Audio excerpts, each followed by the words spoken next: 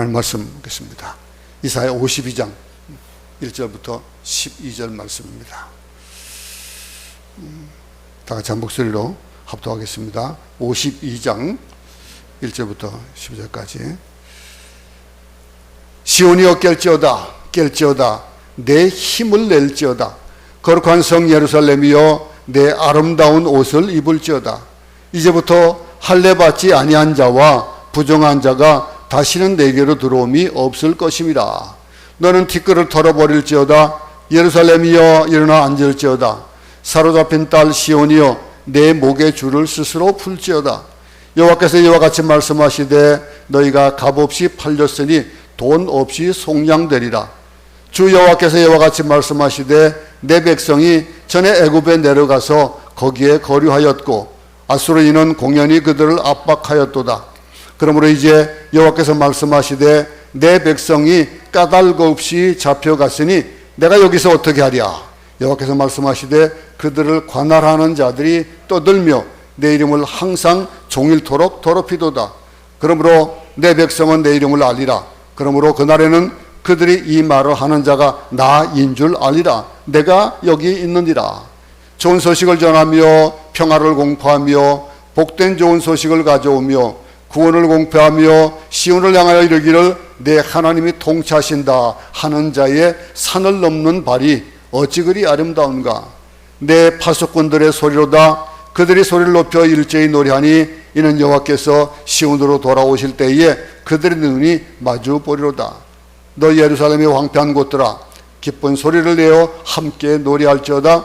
이는 여호와께서 그의 백성을 위로하셨고 예루살렘을 구속하셨습니다.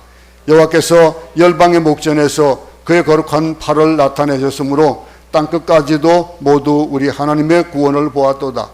너희는 떠날지어다 거기서 나오고 부정한 것을 만지지 말지어다. 그 가운데서 나올지어다. 여호와의 기구를 매는 자들이여 스스로 정결하게 할지어다. 여호와께서 너희 앞에서 행하시며 이스라엘 하나님이 너희 뒤에서 호위하시리니 너희가 황급히 나오지 아니하며 도망하듯 다니지 아니하리라. 아멘. 회복의 소리, 희망의 소리, 또 비전들이 눈앞에 보이는 그런 확고한 믿음이 있을 때, 그 신뢰가 있을 때 얼마나 평강이 넘칩니까? 우리가 어떨 때 보면은 뭐 특별한 거 없는데 기분이 참 좋을 때가 있어요. 기분이 좋을 때. 어떨 때 가만 보면은 그것이 내 수중에 어떤 뭐 물질이 들어오거나 어떤 환경이 변할 때, 그럴 때 그냥 나도 모르게 기분이 좋을 때가 있는 반면에 또 마음이 상할 때가 있어요. 마음이 상하면은 어떤 좋은 것들이 다 들어와도 안 들어와요. 눈에 들어오지도 않고 마음에 차지도 않고 그렇습니다. 그런데 우리가 마음을 가다듬고 말씀을 들을 때, 이 말씀을 준비해놓고 그걸 어제도 오늘도 이제 계속 보다 보니까 제가 찬송을 틀어놓고 그 찬송을 이어폰을 끼고 그러고 있을 때가 참 많습니다. 그러면은 평소에는 잘 들리는데 특별히 말씀에 깊이 빠져들 때는 그 소리가 안 들려요. 귀가 있는지, 그 소리가 귀가 들리는지 안 들리는지도, 음악이 어떻게 들리는지도 안 들려요. 그런데 어제는 유독 방해가 심하더라고요. 그래서 이어폰을 빼버리고 그리고 음악을 끄고 그리고서 이 묵상을 했습니다. 그런데 그러니 잠잠해지니까 그 묵상이 처음 읽을 때는 제대로 안 들어오다가 두 번, 세 번 똑같은 걸 계속해서 집중을 해서 읽으니까 그게 들어와요. 들어오고 나니까 그 불안하던 것이 다 없어졌어요. 그 기분이 얼마나 좋은지 모르겠더라고요. 여러분, 그 기분 좋은 얘기, 희망의 얘기, 그것이 내 것이라고 느껴질 때는 그것이 기분 좋지만은 그것이 남의 것이다 여겨질 때는 좋지가 않을 거예요. 오늘 여기 이스라엘 백성들에게 회복의 소리가 울려 퍼집니다. 계속해서 우리가 52장에도 또 이제 회복의 소리가 들리는데, 이제는 지금까지는 너희가 어떻고 어떻게 됐기 때문에 이런 어려움이 있었고 그런데 내가 회복할 것이다 그랬는데, 이제는 오늘 이 52장에서는요 그 구원에 대한 회복에 대한 말씀을 하시면서, 그러면서 이제는 너희를 지배했던 자들, 그들을 다 쓸어버리고 그들에게 너희가 가지고 있었던 그 아픔들을 전가해 주겠다라고 하는 그런 얘기를 하시니 이스라엘 백성들이 얼마나 또 기분 좋겠습니까? 오늘 이 본문에서 이스라엘 백성을 향한 하나님의 구원 그리고 회복에 관한 환상을 보여주는 거예요. 이사야는 이 환상을 먼저 보고 그리고 백성들에게 선포를 합니다. 그런데 이사야 선지자가 하나님의 환상을 봤습니다. 고통 중에 있는 이스라엘의 환상도 봤습니다. 그 환상 가운데서 이스라엘을 포기하지 않으시고 구원하시겠다고 하시는 하나님의 의지를 보는 거예요. 이사야가 그것을 볼 때에 어떤 마음이 있겠습니까? 벅차오르지 않았겠습니까? 근데 그때 우리는 이 말씀을 그냥 읽으면서 벅차지 않게 그냥 아무렇지도 않게 읽는 경우가 있어요. 말씀을 통해서 이 말씀이 내 것이라고 여기게 될 때에는 읽고 내게 다가오는 내가 그것을 읽고 내 느끼는 바가 달라요. 이렇게 심취해서 그것이 내 말씀이다 생각하면은 다르다니까요. 똑같은 말씀도 이거 내 남편이 들어야 되고 내 아내가 들어야 되고 내 가정이 들어야 된다라고 생각한다면은 그러면 그 말씀은 은혜가 안 돼요. 보편적으로 사모들이 보면은 은혜를 잘 못 받습니다. 그리고 또 사모들이 하는 얘기들이 뭐냐면은 혹시 목사님이 또 설교하다 실수하실까봐, 혹시 또 말씀에 은혜를 끼치지 못할까봐 막 그냥 불안해하는 그런 걸 많대요. 목사는 잘 모르는데 사모들은 그런 걸 느끼고, 그러면서 보면은 이 하다못해 정죄하는 그런 것들이 나올 수도 있어요. 목사님 그 설교를 왜 그렇게 해요? 나 같으면 이렇게 할 텐데 라고 하는 그런 것들이 있을 수 있거든요. 은혜 못 받아요. 그런데 정작 말씀을 들으면서 저거 나에게 주는 말씀이다 여기는 사람은 그것이 막 폐부를 찌르는 말씀이라 하더라도 그 말씀을 은혜를 받는데 저거 내 어떤 치부를 드러내는 것 같아 라고 하는 느낌은 똑같은 말씀인데도 느낌에 따라가 달라지는 거예요. 근데 이사야는 아니에요. 환상을 보는 거예요. 지금 그 하나님의 그 특심하신 것을 보는 거예요. 구원에 대한 그런 아주 확고한 의지를 보는 거예요.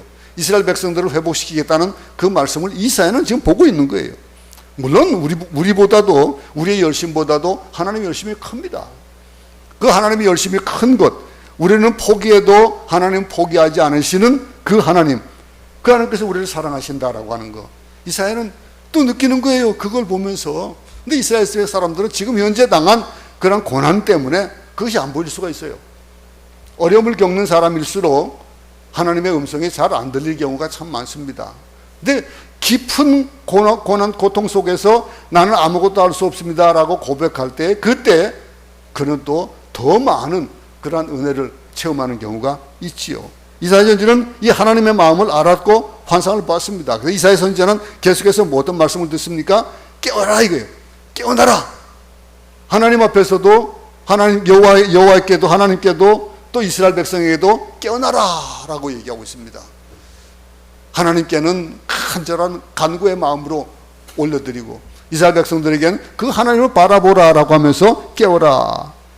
이 말씀은 이사야 생각이기도 하겠지만 이사야 생각이 아니고 하나님의 마음입니다. 우리 향해서도 깨어라 라고 했습니다. 요즘 가만 보면은 이제 코로나가 좀 종식되어져 간다라는 얘기가 공공연하게 지금 나오고 있습니다.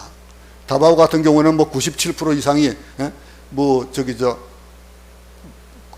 백신을 맞았기 때문에 걱정 없다라고 하고, 우리나라도 이제 점점 그래 돼 갑니다.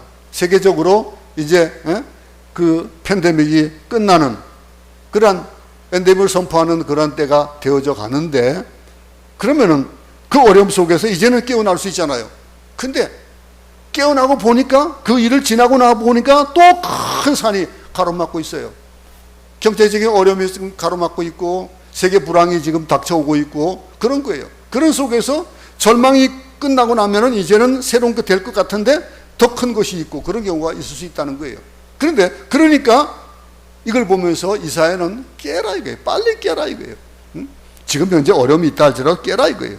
그러면서 지금도 포기하지 말고 끝까지 승리하기를 원하는 그런 마음을 가지고 있는 거예요. 이 52장은요, 이스라엘 백성들에게 분노의 잔을 뺏어서 바벨론에게 주겠다라고 하는 그런 말씀이 선포되고 있는 겁니다. 우리 1절 한번 말씀 보겠습니다.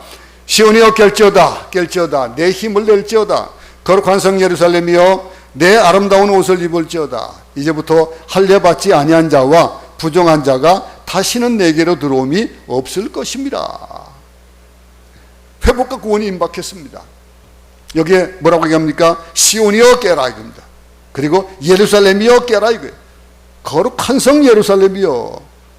그러면서 뭐라고 얘기하고 있습니까? 지금까지는 무엇을 입고 있었냐? 누더기 옷을 입고 있었는데 이제 포로의 생활에서 벗어나서 그 누더기 옷을 입었던 것들을 이 노예 생활에서 입었던 그 누더기 옷을 다 벗어버리고 이제는 아름다운 옷을 입으라.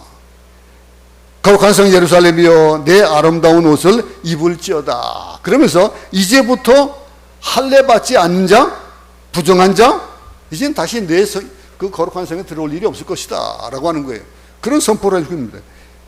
성경에는요 보통 구원에 대한 것을 얘기할 때에 아름다운 옷을 입는 것으로 그렇게 표현하는 경우가 참 많습니다. 아름다운 옷을 입는다. 여러분 어떤 그 필요이나 어떤 큰 파티 같은 데 갈 때 복장을 어떻게 하고 갑니까? 나비 넥타이 메고 아주 그냥 예복을 갖춰 입고 여자들은 푹 파이고 긴 드레스를 입고 그리고 갑니다. 근데 그곳에 그냥 청바지 차림으로 가면은 어떡할까요? 아주 고급 레스토랑에는 세례파 씻고 들어오는 걸로 못 들어오게 입장을 금자면 반바지 입고 오는 거 못 들어오게 합니다. 그런 일이잖아요? 그건 뭐예요? 그 격식이 있다는 거예요. 그 아름다움에 대한 이 구원을 이 아름다운 옷을 입는 것으로 그래 비유하는 것이 성경에 많잖아요? 이제 누더기를 다 벗어 던져버리는 거예요. 누더기를 다 던져버리고 하나님의 의의 옷을 입을 때다. 이스라엘 백성들에게 얘기하는 거예요. 너희들 지금 현재로서는 바벨론에게 포로되어 있지만은 이제 회복될 것이다 이거예요. 그러니 이제는 하나님의 백성다운 거룩한 성 예루살렘다운 그런 아름다운 옷을 입어라. 우리의 신분이 변화되는 거예요. 이스라엘 백성들의 신분이 변화된다는 거예요. 아름다운 옷은 어떤 게 있습니까? 보좌와 상관이 있습니다. 아름다운 옷, 아름다운 옷을 입고 쓰레기장 가지 않잖아요. 아름다운 옷을 입고 가는 곳이 정해져 있잖아요. 그럼 그 아름다운 옷을 입으라는 건 뭡니까? 그 옷을 입고 영광스러운 자리에 왕의 보좌에 앉으라 이거예요. 하나님의 자녀의 보좌에 앉으라 이겁니다. 하나님은 우리를 뭐라고 얘기합니까? 보배롭고 존귀하게 만드셨다 그랬습니다. 보배롭고 존귀하게 만드는 자, 더러운 옷을 벗어버리고 더러워진 몸을 다 씻어버리고 그리고 이제 화장도 시키고 아름다운 신부로 단장하라 이거예요. 근데 아직까지도 우리는 죄의 옷을 입고 아직까지도 벗어버리지 못한 그런 옛 습성들을 가지고 살아갑니다. 근데 1절에서 할례 받지 아니한 자와 부정한 자가 다시는 내게로 들어옴이 없을 것이다. 이 말은 뭡니까? 부정한 죄인 또 이방인에 의해 가지고 이제 시온이 더럽혀지지 않을 거다 이거예요.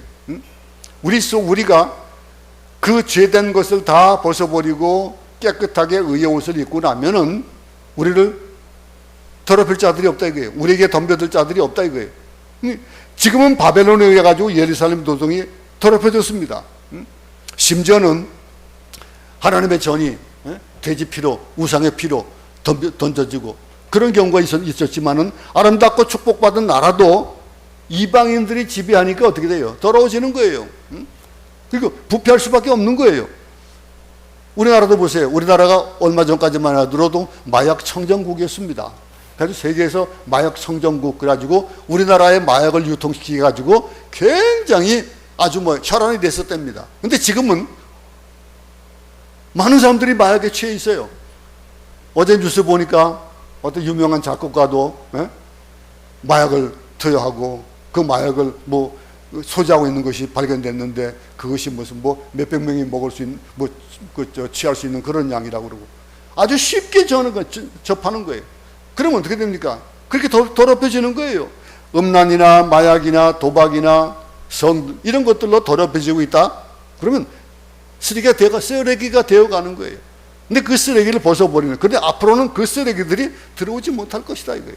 깨끗하게 정돈되어지는 그런 곳이다 이거예요. 하나님은 그런 것을 원하시지 않습니다. 더럽히지 원하시는 아니고 우리 인생이 그렇게 되는 것도 원하지 않는다는 거예요. 그래 우리는 여기서 한 가지 꼭 명심할 수 있기 바랍니다. 시온이여 거룩한 성 예루살렘이여 라고 하는 것은 우리를 일컫는 말입니다. 하나님의 백성들이여, 하나님의 자녀들이여, 너희는 이제는 아름다운 옷을 입으라 이거예요. 아름다운 옷을 입고 있으면 어떤 행동을 할까요? 그 행동 거지가 어떻게 되는 겁니까? 우아해지고 그리고 뭐 아주 품위 있게 되어지는 거 아니겠어요? 그런 기독인으로서의 품위를 지키라 이거예요. 하나님께서 깨끗하고 단정하고 규모 있고 지혜롭고 눈이 반짝거리는 의욕이 넘치는 그런 희망이 있는 인생을 살기를 원하시는 거예요. 그 말씀이 1절에 있는 거예요. 1절 한번 다시 한번 읽어봅니다. 시온이여 깰지어다 내 힘을 낼지어다 거룩한 성 예루살렘이여 내 아름다운 옷을 입을지어다 이제부터 할례받지 않은 자와 부정한 자가 다시는 내게로 들어옴이 없을 것입니다. 그랬습니다. 그러면서 이어서 2절 한번 또 보겠습니다. 2절 말씀 다 같이 읽습니다. 시작. 너는 티끌을 털어버릴지어다 예루살렘이여 일어나 앉을지어다 사로잡힌 딸 시온이여 내 목의 줄을 스스로 풀지어다. 스스로 풀지어다. 하나님께서 준비한 아름다운 보좌에 앉으라고 하시는 거예요. 우리는 예수 그리스도를 말미암아 구원을 받았고 새 사람이 되었다라고 고백을 합니다. 새 사람이 되었다라고 하는 것 뭡니까? 옛 사람은 찾아볼 수가 없어야 되는 거예요. 옛 더러운 것들은 다 씻어버려야 되는 거예요. 새 옷을 입기 위해서 어떻게 합니까? 여러분들이 새 옷을 구입을 했다? 아름다운 옷을 구입을 했다? 그럼 어떻게 합니까? 먼저 깨끗하게 옛날 것을 다 벗어버리고 깨끗하게 치장을 해야 되잖아요. 그 티끌들을 다 털어버려야 되는 거예요. 티끌들 가진 상태로 깨끗한 옷을 입으면 그 깨끗한 옷이 더러워지는 건 뭐 자명한 사실 아닙니까? 그러니 새 사람이 되면은 하나님의 자녀답게 살아야 된다는 거예요. 왜 아름다운 옷을 입고 그렇게 추한 짓을 하냐 이거예요. 왜 아름다운 옷을 입고 그렇게 품이 없는 짓을 하고 있냐 이거예요. 그 옷이 격에 맞지 않는 그런 삶을 살지 말라는 거예요. 하나님과 같은 사고방식으로 살고 떳떳함으로 긍지를 가지고 살아야 된다라고 하는 말씀으로 시작을 하고 있는 거예요. 그러면서 내 목의 줄을 스스로 풀지어라. 이거는 우리가 해야 될 일이라는 거예요. 내가 스스로 푸는 거예요. 여러분 다이어트 하는 사람들이 어떻게 합니까? 내가 절제하는 능력을 가지고 있어야 되는 거예요. 담배를 끊고 술을 끊는 사람들이 하지 못하는 것이 뭡니까? 자기 절제를 못하기 때문에 그러잖아요. 그럼 자기 절제를 못하면은 어떻게 되는 거예요? 안 되는 거예요. 이게 떳떳함으로 살아야 되는데 우리가 눈만 봐도 야, 저 사람 정말 이 사람 구원받았구나 할 만한 사람들. 여러분 새 정부가 들어서거나 또는 어떤 뭐 새로운 요직에 어떤 사람이 들어왔는데 특별히 무슨 뭐 검찰청장이나 경찰청장이나 무슨 뭐 장군이나 참모총장 이런 사람들 뽑을 때 보면요 보통 눈이 어떻습니까? 막 빛이 나잖아요. 막 초롱초롱해요. 어떤 사람은 정말 살기가 느낄 정도로 아주 깔끔해 보이는 사람들이 있잖아요. 응? 그런 사람들의 눈을 보면은 알아요. 여러분들은 어떻습니까? 여러분들의 눈은 어떻습니까? 빛나고 있습니까? 아니면 흐리멍텅합니까? 약을 먹은 사람 같이 눈이 희미한 사람들이 요즘 얼마나 많은지 몰라요. 가면 보면은 여기 돌아다니다 보면 수빅에도 우리 한인들도 가면 보면 어떤 분 눈을 보면은 저 사람 이거 약 먹은 거 아니야? 라고 할 정도로 그 정도로 아주 희미한 사람 술에 취해가지고 아주 곤드레가 되어진 것 같은 그런 표정을 하는 사람들이 있어요. 근데 여기 뭐예요? 이 사람이 정말로 새 옷을 입었구나 할 만한 일들을 하라는 거예요. 도망자의 눈, 비굴한 눈, 패배자의 눈 그런 눈이 아니라 하나님의 비전으로 눈이 반짝반짝 빛나는 자가 되어야 된다는 거예요. 그 일은 뭐예요? 내가 스스로 내 묶인 줄을 풀어야 된다는 거예요. 단지 제사절에서 풀어지는 그것만 말씀하지 않는 거예요. 더 나아가 보좌에 앉는 것을 말하는 거예요. 우리를 죄 가운데서 빼내실 뿐만이 아니라 우리에게 허락하여 주신 그 보좌에 앉으라는 거예요. 우리가 앉을 영광스러운 보좌까지 만들어 놓으셨다는 거예요. 이어서 또 다음 말씀 보겠습니다. 여호와께서 이와 같이 말씀하시되 너희가 값없이 팔렸으니 돈 없이 속량되리라.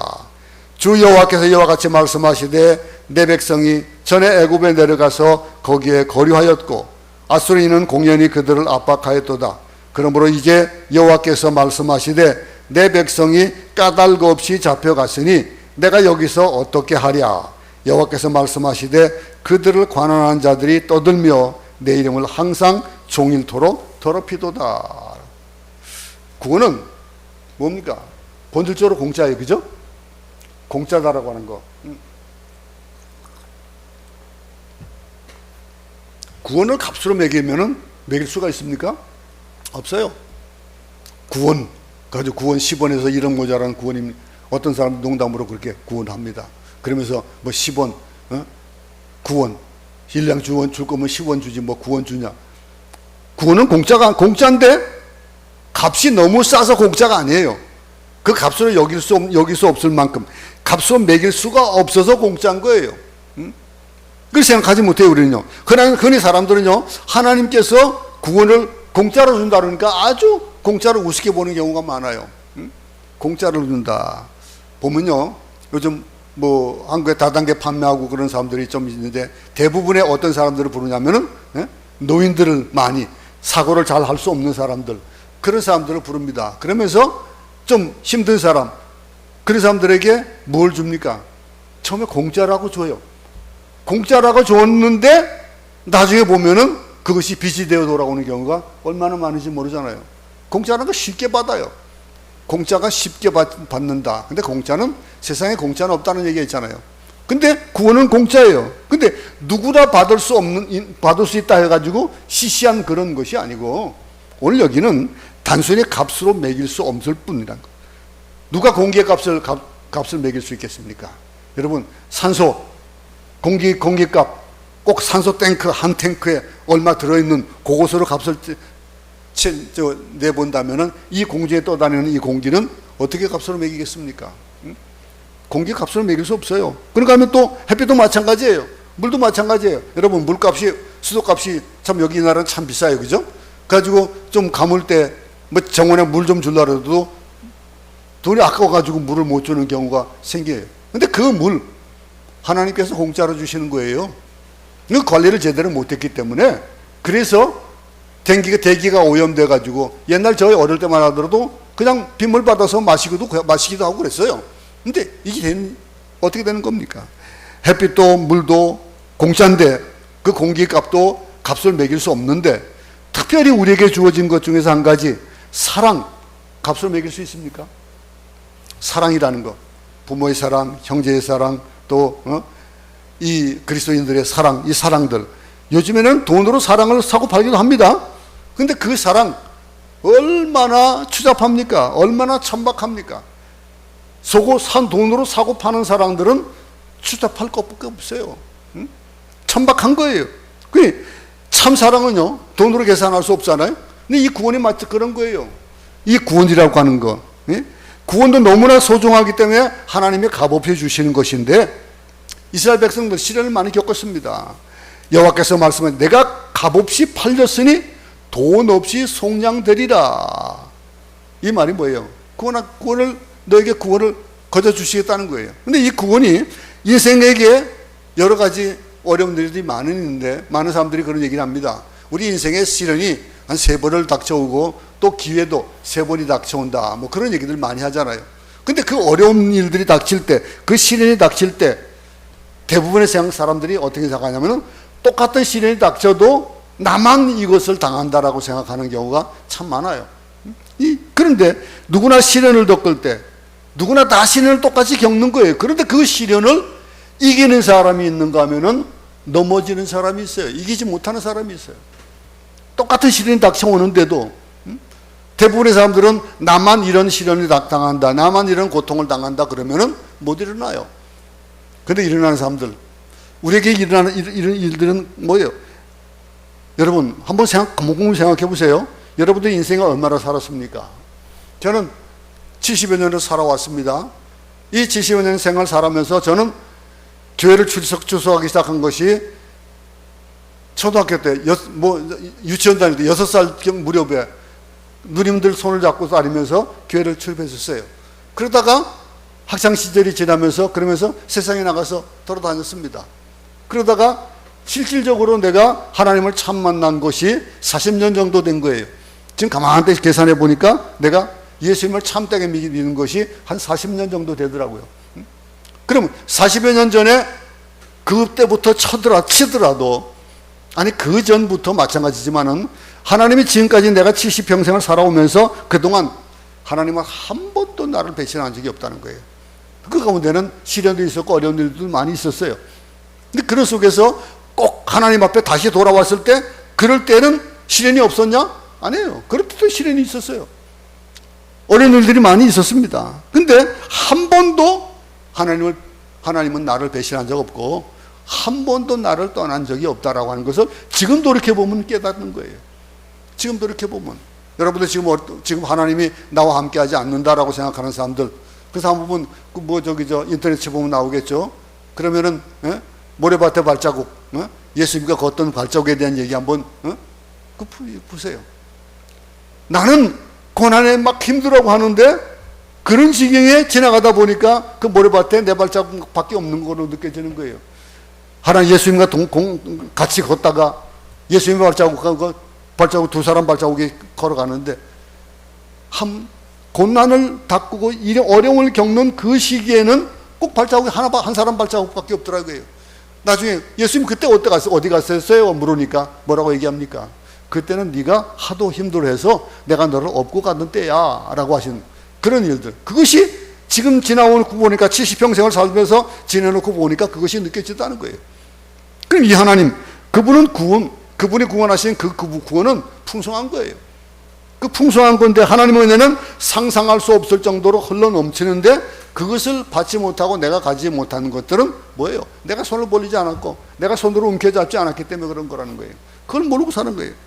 내가 죽는 순간까지 아마 이 일은 계속되어질 겁니다. 나만이 아니고 여러분 모두에게도 마찬가지가 되어지겠죠. 하나님께서 저만 이렇게 사랑하실까요?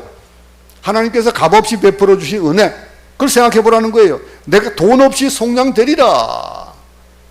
지금 받는 이거 팔린 이 일들이 값을 누가 치르고 내가 그걸 사서 팔린 것이 아니고 값없이 팔렸으니 이제는 돈 없이 속량될 것이다.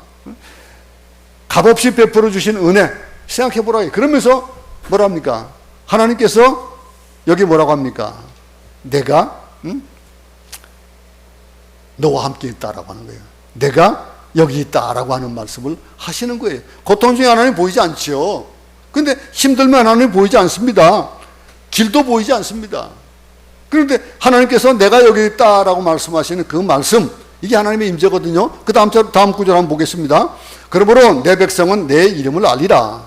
그러므로 그날에는 그들이 이 말을 하는 자가 나인 줄 알리라. 내가 여기 있느니라. 하나님이 계시다는 것, 이건 머릿속으로만 생각하면 참 밋밋합니다. 내가 하나님의 아들이다, 그냥 개념으로만 생각하면 참 그냥 밋밋한 거예요. 지난 사람들을 보면서 내가 여기 있다라고 하는 말씀하시는 그 말씀을 하나님을 만나는 순간 깜짝 놀랄 수밖에 없는 거라는 거예요. 하나님 믿는 것, 그것에만 만족하면 안 되는 거예요. 하나님이 계신 것, 이거는 마귀도 알아요. 하나님이 나와 함께 하시는 것에 대해서 얼마나 방해를 하려고 애쓰는 그 마귀도 알아요. 근데 중요한 건 뭡니까? 하나님을 만나야 된다는 거예요. 내 백성은 내 이름을 알리라. 알게 될 거라는 거예요. 그날에는 그들이 이 말을 하는 자가 나인 줄 알리라. 내가 여기 있느니라. 이 말은 여기라는 것이 지금 현재 내 심정에, 내 주변에 하나님께서 함께 계시는 것이에요. 그러니 우리는 이 하나님을 만나야 되는 거예요. 만난다는 건 또 하나님의 이 음성을 들어야 되는 거예요. 듣지 못하는 길을 가지면 어떻게 되겠습니까? 하나님을 듣게 된다는 것, 하나님 믿는 거예요. 오감을 다해서 하나님을 만나는 거예요. 하나님을 알고 정말로 하나님 말씀을 들으면은 그냥 입맛이 그냥 착착 달게 느껴져야 되는 거예요. 이런 정도로 오감이 하나님께서 내 옆에 계신 것을 알아야 돼요. 여러분 어떨 때 보면요, 이따 보면 몸이 좀 약간 섬뜩할 때가 있어요. 어떨 때는 왜 그런지 모르지만은. 그런데 하나님이 나와 함께 하신다는 걸 느끼는 그러한 포근함을 느낄 때는 참 많지 않을지도 몰라요. 못 느끼고 살아갈지도 몰라요. 근데 오늘 여기 말씀이 내가 여기 있다라고 하는 이 말씀에 우리는 하나님을 오감으로 만날 수 있기 바랍니다. 보고 듣고 느끼고 만지고 걷다가도 하나님을 느끼고 잠을 자다가도 하나님의 기적을 느끼고 다른 생각하다가도 하나님께서 함께 계신다는 걸 느끼는 것은. 오늘도 4시에 일어나가지고 잠이 안 오는 거예요. 어떤 한 생각을 하다 보니까 그 다음에 잠을 그냥 잠깐 깨더라도 잠깐 이어가야 되는데 안 되는 거예요.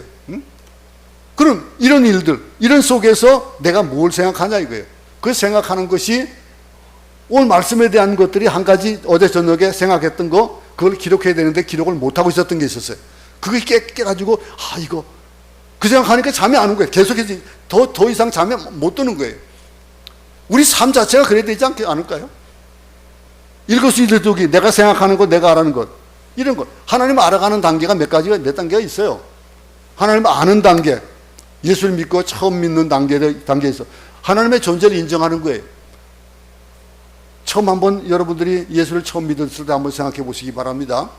하나님의 존재를 인정하는 것이 먼저 되어지지 않으면 하나님을 믿을 수가 없어요. 알 수가 없어요. 하나님을 알아가는 존재. 이 하나님을 알아가는 장제. 근데 그 단계가 지나고 나면은 하나님의 존재를 인정할 뿐 아니라 하나님이 계신다면은 그 계시는 하나님을 만나고 싶다라고 하는 마음이 드는 그런 단계가 와요. 어떻습니까, 여러분들은? 그런 단계를 다 지냈죠?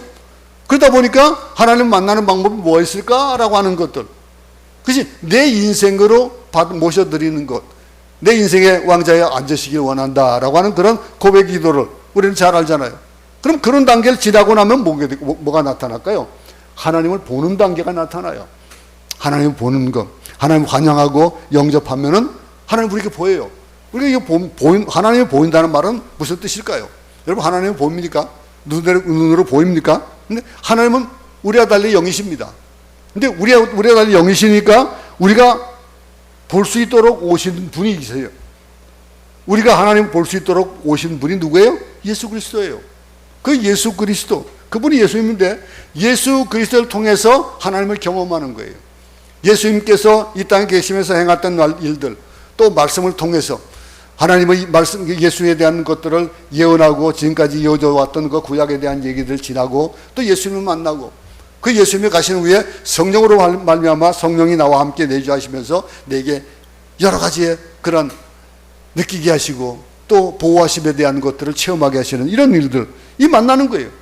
하나님 만나다 보니까 경험하는 거예요. 근데 하나님과 친해지면서 하나님 하시는 말씀을 듣고 알아듣고 내 속에 있는 말도 하나님에게 하잖아요. 그게 뭐예요? 그게 기도잖아요. 이런 하나님의 알아야 되는 찬양, 하나님을 높이는 겁니다. 근데 여러분, 찬양이라는 거요, 그분의 이름을 높이고 그분이 하신 일을 높이는 것, 그분의 생각, 그분의 말씀이 너무 좋아서 박수를 치는 거예요. 어제 축구를 봤습니다. 축구를 보는데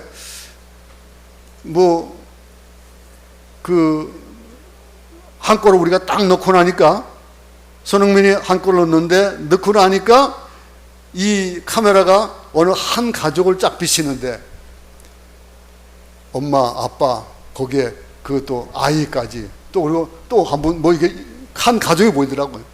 막 난리가 났어요. 얼마나 좋아가지고 난리 나지. 애도 막 그냥 난리가 나고. 그 무슨 마음이에요? 얼마나 기쁜지 표현이 되어지는 거예요. 그 골 넣었다고 그들에게 무슨 뭐가 돌아가는 게 있습니까? 어떻습니까? 그건 그냥 평가전이 그냥 친선전이에요. 그것을 가지고 이겼기 때문에 어디 대회에 올라가고 그런 것도 아니고, 너무 기분 좋은 거. 저도 기분이 좋아요. 근데 그 기분 좋은 것, 그게 뭡니까? 여러분, 예수를 만나면 어떻습니까? 여러분들 그런 거 느껴봅니까? 제 손주가 가끔 제가 있으면 제 방에 쫓아가가지고 내 무릎에 탁 앉으면서 다 끌어안아요. 그러면서 나 할아버지가 좋아. 느껴져요. 할아버지가 좋아요. 그러면서 느껴져요.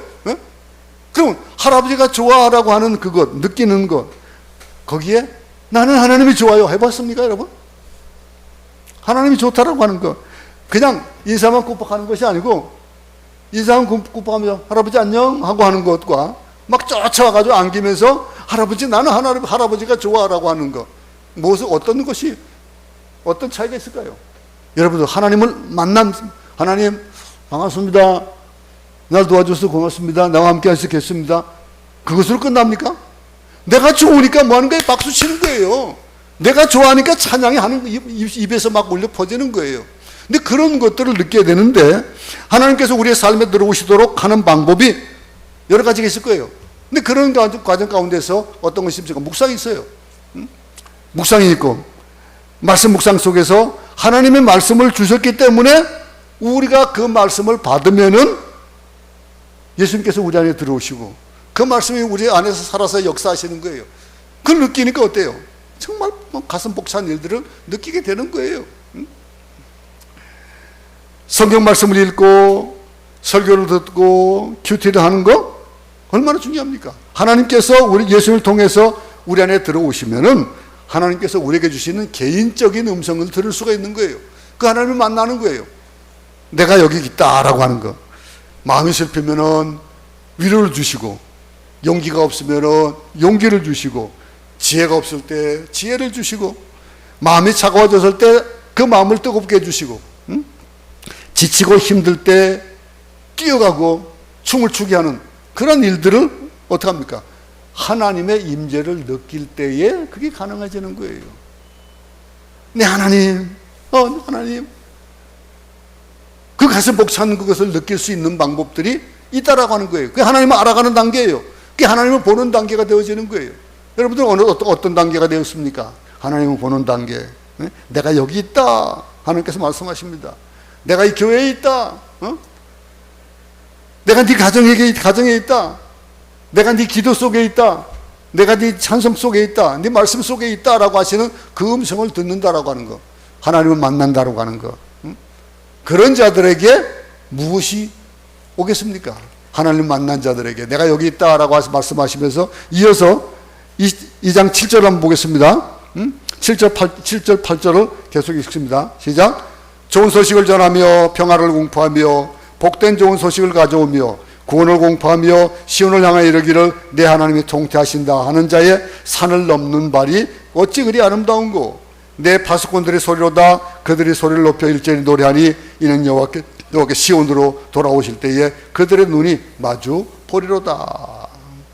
마치 전쟁에서 막 그냥 승정보를 알리는 전령 같은 모습 아닙니까?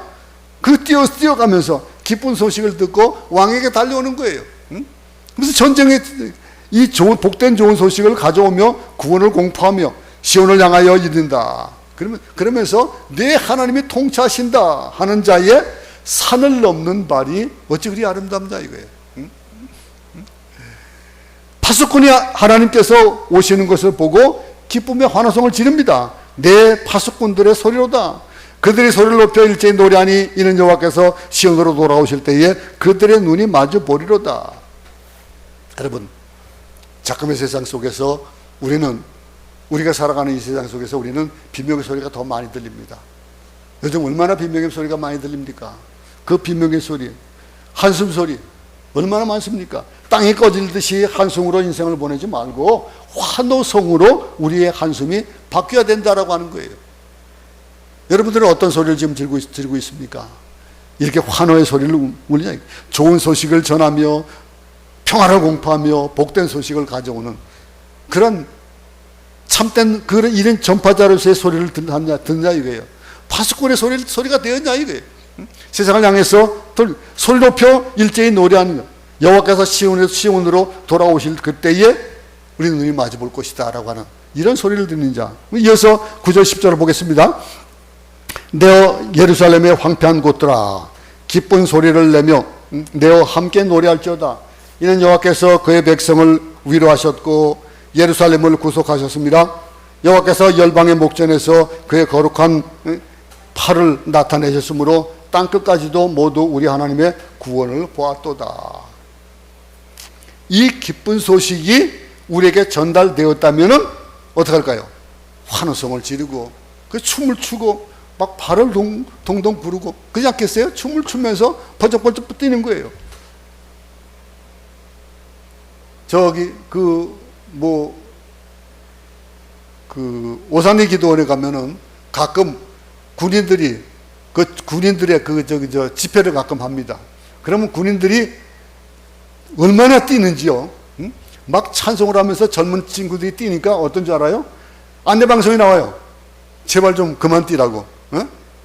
강대상 내려앉는다고. 막 그런 정도로. 근데 그들이 그 뛰고 춤추는 그것이 어떤 다른 흥 때문에 그렇습니까?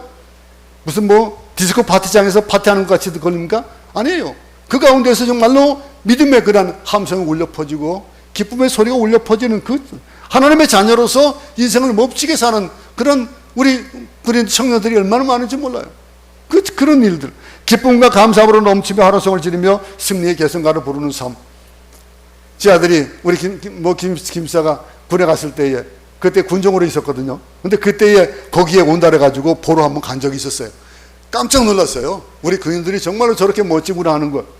그런 젊은들이, 청년들이, 저렇게 믿음의 청년들이 저런 청년들이 있구나 하는 것을 느꼈어요. 여러분, 어떻습니까? 우리의 삶 가운데서 오늘 보세요. 너 예루살렘의 황폐한 곳들아, 기쁜 소리를 내어 함께 노래하라. 여호와께서는 그의 백성을 위로하셨고 예루살렘을 구속하셨다. 여호와께서 열방의 목전에서 그의 거룩한 팔을 나타내셨다. 땅끝까지도 모두 우리 하나님의 구원을 보았다. 그럼 그곳을 본 자들, 그저 객관적인 입장이 아니라 그 은혜를 입은 자들, 이 말씀 가운데 예루살렘의 황폐한 곳이란 말이 나옵니다. 음지에 사는 어려운 사람들, 힘없는 사람들, 부패한 사람들, 그들까지도 일컫는 말이에요. 그를 일컫는데, 근데 그런 이들도 환호성을 지를 수 있는 나라, 그런 나라가 되어진다는 거예요. 이 예수 하나님께서 회복시켜 주시는 그 나라, 그 나라의 삶을 오늘 보는 거예요. 이어서 마지막 11절 12절을 보겠습니다. 너희는 떠날지어다 거기서 나오고 부정한 것을 만지지 말지어다. 그 가운데서 나올지어다. 여호와의 기구를 매는 자들이여 스스로 정결하게 할지어다. 여호와께서 너희 앞에서 행하시며 이스라엘 하나님이 너희 뒤에서 호위하시리니 너희가 황급히 나오지 아니하며 도망하듯 다니지 아니하리라. 여러분, 바벨론을 떠나라는 거예요. 이제 그 떠날 일이 남은 거예요. 이제 포로 기한을 포로에서 이제 돌아오는 그런 기한에 대한 얘기들이 있는 거예요. 근데 그러면서 이 바벨론을 떠나라는 얘기는 뭘까요? 죄악을 버리라는 거예요. 너희들이 가지고 있는 그 구습성 버리라는 거예요. 악의 습성 버리라는 거예요. 죄의 습성을 버리라는 거예요. 그러면서 단호하게 그것을 떠나라 말씀하시는 거예요. 내 친척 아비 본토집을 떠나라고 했던 그 아브라함에게 했던 말씀같이 우리에게도 떠나라는 거예요. 너희는 떠날지어다. 거기서 나오고 부정한 건 만지지 마라 이거예요. 그 가운데서 나오라. 이런 얘기를 하고 있는 거예요. 그래, 음란한 곳에서 나와야 되고 마약에서 도박에서 벗어나야 되고, 그런데 그곳에서 벗어나올 때에 어떻게 해야 된다는 겁니까? 그 벗어나올 때는 부정한 것, 우상을 들고 나와서는 안 된다는 거예요. 이 가나안 백성들을 싫어했던 이유가 뭡니까? 하나님 싫어했던 뭡니까? 그곳에 하나님을 섬기지 않는 그 우상의 문화 때문에 그랬던 거 아니에요? 이 우상을 벗어버리고 옛날 그 습성, 예수 믿기 전에 그 습성들을 벗어버리라는 거예요. 이스라엘 백성들은 바벨론 살면서 부정한 것과 올려 살았습니다. 바벨론의 그런 부정한 것들에 대한 그런 얘기들이 얼마나 하나님이 실책하시면서 말씀 많이 하십니까? 근데 나올 때는 다 버리고 나오라 이거예요. 여러분, 우리가 만약에 필리핀에 있다가 철수를 하게 되면 어떡할까요? 다 버리는 거예요. 그냥 다 팔아버리고 가는 거예요. 여기서 가지고 있던 건 뭐 가져갈 만한 건 뭐 있겠습니까? 응? 가면은 그 돈이면 새로 살 텐데. 그럼 그런 일들, 모든 것들, 새롭게 되어지는 것들, 우리가 인생을 망치는 모든 악한 것들을 모두 버리라는 거예요. 여호와의 기구를 매는 자들이라는 얘기 나옵니다. 이들은 뭡니까? 성전 기구와 그릇을 옮기는 자들이에요. 응? 그러면 그들을 이스라엘 백성들이 바벨에서 나올 때에 어떻게 해야 되냐는 거예요. 이 바벨론은 포로가 되어졌을 때에 그들이 포로로 잡혀갈 때에 어떤 일이 벌어졌냐면은 성전에 있는 그런 기구들, 하나님의 그런 전에 있던 그 기구들까지도 다 빼앗겼었어요. 그 빼앗겼던 것들, 그것들을 다 가지고 나오라라고 하는 거예요. 그것들 가지고 나오고 예루살렘에 돌아가야 되기 때문에 그렇습니다. 돌아간다. 그러면은 우리가 가지고 있었던 그 신앙들, 믿음들, 잃어버렸던 것들 다시 찾아서 다시 새롭게 하나님 앞에 나가야 된다는 거예요. 이 움직이는 사람들이 누구예요? 레위인이에요. 제사장이에요. 하나님께서 그들에게 주신 명령은 뭐예요? 스스로 정결케 하라 이거예요. 이 정결하게 해야 될 일들은 우리가 해야 될 일들이에요. 옛 습성을 아직도 못 가지고 있었고 세상 가운데 있다가도 하나님 부르시고 회복시켜 주시면 이제는 다시 나가야 되면서 우리는 정결하게 해야 된다 이거예요. 하나님 앞에 나갈 때에 깨끗하게 다 벗어버리고 그리고 나가야 된다는 거예요. 하나님 명령 가운데 굉장히 중요한 말이 있습니다. 성결이라는 말, 정결이라는 말. 하나님 우리에게 성결을 원하십니다. 오늘 여기 우리 개혁개정에서는 정결이라고 얘기하지만은 이 성결을 얘기하는 거예요. 하나님께서 그러면서 뭐라고 합니까? 황급하게 나오지 말라 이거. 당당하게 나오라 이거예요. 이 말씀이 무슨 생각을 하게 됩니까?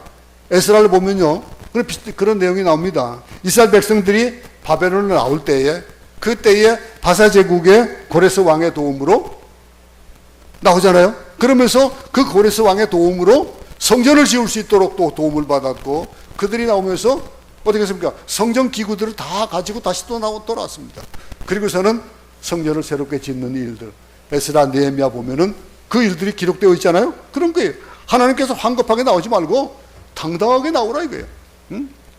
이방의 왕을 들어서 너희들을 회복시킬 거니까 당당하게 하나님의 백성으로서 너희 자리로 돌아가라 이거예요. 고레스 왕의 칙령 내려가지고 너희 가는 거니까 너희 비굴하지 말라 이거예요. 떳떳하라 이거예요. 그 칙령을 가지고 갑니다. 그러면서 왕의 명령을 가지고 지나가는 그 주변의 나라들의 모든 통행에 대한 것들을 그 칙령 하나 가지고 딱 그냥 끝나버리는 거예요. 당당하는 거예요. 무슨 죄짓듯이 그냥 뭐 피해가는 것이 아니고 당당하라는 거예요. 예수 믿었으면은 이제는 실질적으로 내가 가지고 있는 것도 없고 내가 실질적으로 세상 사람들에게 내놓을 것이 없다 하더라도 당당하게 살자는 거예요. 예수 믿는 삶으로서 당당하게 살아라. 우리의 구원은 이 고레스 왕의 칙령같이 너무나도 분명한 하나님의 약속입니다. 우리의 구원이 우상 같은 것 거들떠 보지도 말고 쫓기듯 서둘러 나오는 것이 아니고 당당하게 나가는 거예요. 이 세상 살아가면서 우리가 지금 현재는 우리에게 아무것도 없다 할지라도 하나님의 말씀을 가지고 당당하게 우리가 나아가면은 그러면 우리에게 주신 이 구원에 대한 것들은 이렇게 약속이 되어져 있다는 거예요. 구원을 받은 자 하나님의 법칙에 의해 가지고 약속에 의해 가지고 구원을 받게 되고 그 복이 임할 것이라는 거예요. 그것이 우리에게 주신 말씀입니다. 바벨론 포로로 되어 있는 그 이스라엘 백성들에게 시온에게 예루살렘에게 주는 말씀이기도 하지만은 오늘날 우리에게 믿는 자로서의 어떤 행보를 이어나갈 것인가 하는 것들을 우리에게 다시 각오하게 하시는 말씀입니다. 이 세상에서 당당한 믿음을 가질 수 있기 바랍니다. 내가 겪는 이 어려움들, 고난 가운데 있는 것들, 이것들이 다 물러가고 이제는 새롭게 되어져서 그 새로운 하나님의 자녀다운 면모를 가지고 이 세상을 살아갈 수 있다라고 하는 거예요. 그래서 우리가 승리를 선포하는 겁니다. 승리를 선포하고 그리고 구원과 회복이 우리에게 임하는 이것들을 모두들에게 보여주면서 그러면서 나를 봐라 이거예요. 하나님이 나와 함께 하시는 거 봐라 이거예요. 그러면서 오늘도 우리는 굽히지 말고 이 세상 가운데서 당당한 믿음의 행보를 보이며 나아가는 우리 모두가 되기를 간절히 소원합니다. 하나님 아버지, 우리가 이 세상 가운데서 겪는 어려움들, 고난들 많이 있을지라도 우리가 넘어지지 아니하고 다시 일어날 수 있는 것, 그것은 우리를 향해서 하나님이 함께 계시고 또 하나님이 주시는 그 구원의 놀라운 역사들을 우리가 목도할 수 있다라고 하는 것들을 오늘도 말씀해 주시고 있습니다. 그것은 믿습니다. 그러니 하나님이 내가 너와 함께 있다, 내가 여기 있다라고 하시는 그 말씀으로 오늘 하루도 또 남은 날들도 우리에게 주어지는 그 날들 믿음의 당당함을 가지고 이 세상을 선포하며 나아가는 그런 믿음의 행보들이 있도록 도우시옵소서. 예수님 이름으로 기도드렸습니다. 아멘. 하늘에 계신 우리 아버지여, 이름이 거룩히 여김을 받으시오며 나라의 임하옵시며 뜻이 하늘에서 이룬 것 같이 땅에서도 이루어지이다. 오늘 우리에게 일용할 양식을 주옵시고 우리가 우리에게 죄진 자를 사해 준 것 같이 우리 죄를 사해 주옵시고 우리를 시험에 들게 하지 마옵시며 다만 악에서 구하옵소서. 나라와 권세와 영광이 아버지께 영원히 있사옵나이다. 아멘.